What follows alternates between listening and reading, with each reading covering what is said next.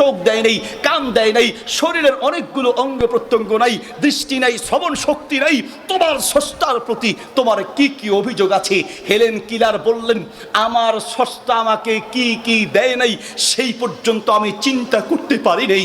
আমার স্রষ্টা আমাকে যা যা দিয়েছে আমি কিয়ামত পর্যন্ত গড়েও তো শেষ করতে পারবো না। আল্লাহু আকবার। কি শুকরিয়া আপনি আদায় করেছেন বলেন।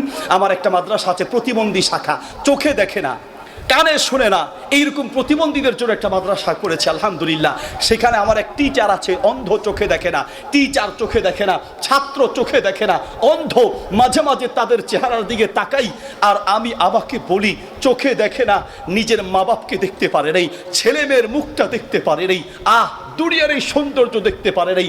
তারা সারা জীবন জন্মের পর থেকে না দেখে জীবন কাটাচ্ছে।